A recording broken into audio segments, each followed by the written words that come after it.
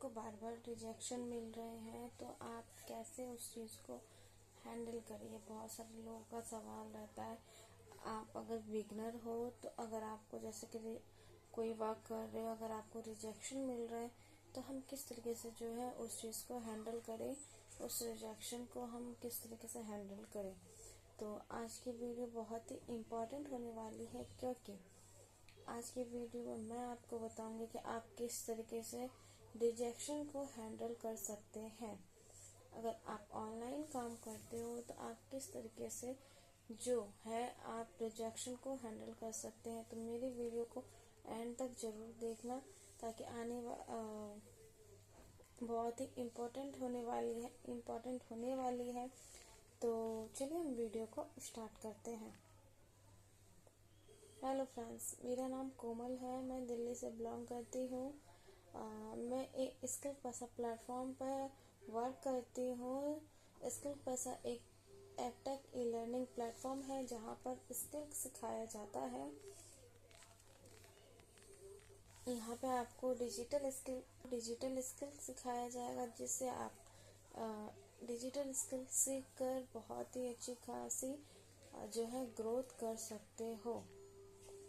ठीक है, तो आज का टॉपिक बेसिकली ये है कि आप अगर आप बिगनर हो तो आप अगर मान लो आपके पास कोई क्लाइंट आया और वो जो है पूरे काम को समझ लिया, उसके बाद उसने रिजेक्ट कर दिया, मतलब उसे नहीं करना, मतलब या फिर कोई प्रॉब्लम या फिर कोई मेजर प्रॉब्लम, मतलब कुछ भी हो सकता है, उसके साथ कोई भी प्रॉब्लम हो सकती है। तो आप उस रिजेक्शन को किस तरीके से हैंडल करेंगे, तो आज की यही टॉपिक है कि आप किस तरीके से जो है उस रिजेक्शन को हैंडल करते हैं। तो पहला नंबर है रिजेक्शन का मतलब। सबसे पहला है स्टेप नंबर 1 कि रिजेक्शन का मतलब क्या होता है। फेलियर नहीं होता। सबसे पहले ये समझो कि अगर आपको रिजेक्शन मिल रहा है तो उसका मतलब क्या हुआ। उसका मतलब ये नहीं कि आप जो है मतलब उस काम के कैपेबल नहीं हो। रिजेक्शन का मतलब होता है कि अभी टाइमिंग सही नहीं है, मतलब आपको अगर कोई रिजेक्शन मिल रही तो जो है आपका भी टाइमिंग सही नहीं चल रहा, या फिर आप उस चीज को समझा नहीं पा रहे हैं ना,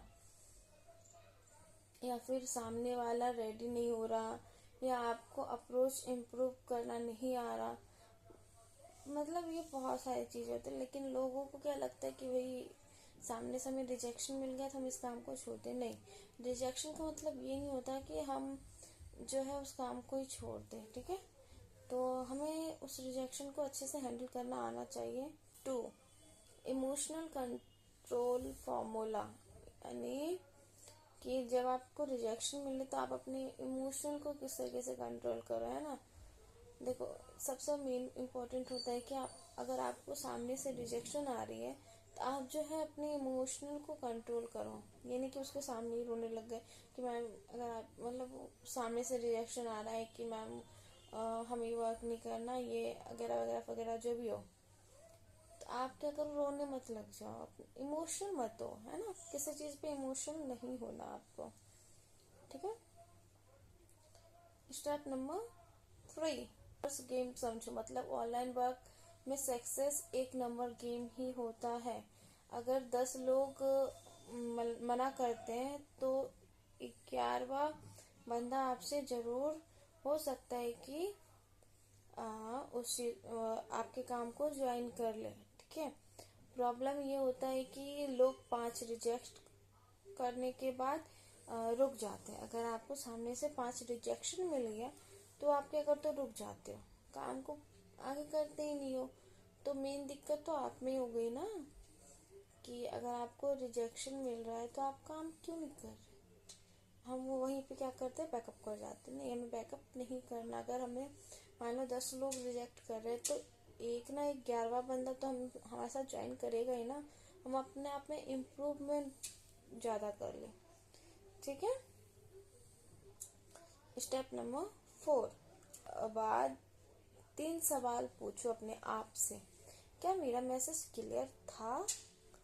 क्या मैंने वैल्यू बताई थी या सिर्फ ऑफर बताए थे, क्या मैंने कंसिस्टेंसी रखी, मैंने उस चीज़ को क्लियर किया।